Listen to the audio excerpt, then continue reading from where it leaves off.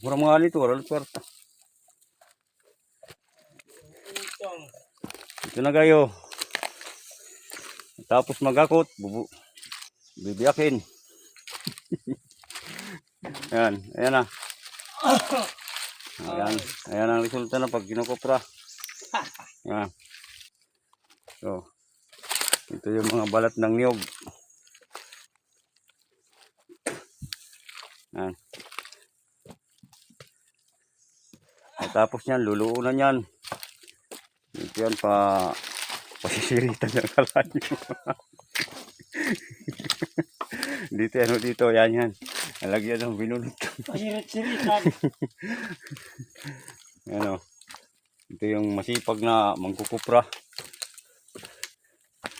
Masipag na tamad.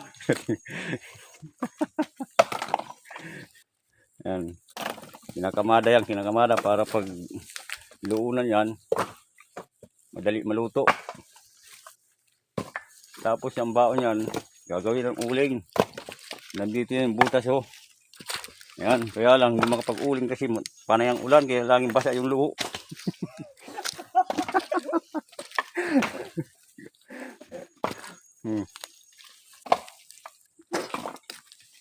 Kita nyo mga guys, welcome to my vlog ah.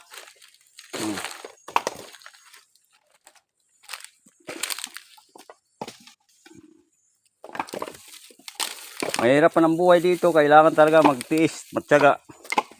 Pag wala kang tiyaga, hindi ka mabubuhay dito sa Samar. Ganito talagang hanap buhay dito.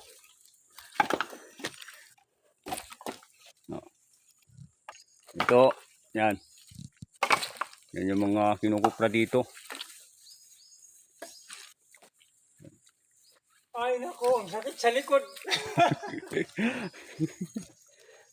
Yan. Kailangan talaga dito, tiyaga-tiyaga lang. Kasi wala ibang hanap buhay dito eh. Ang tinatawag dito sa amin, lunan. Tapos Yung Tagalog na linangke. ito naman dito to.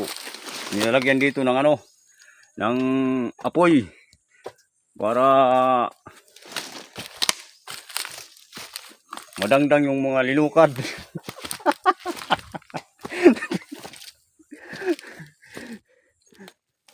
Kahit masaya, kahit mahirapan, masaya, kahit mahirap ang trabaho.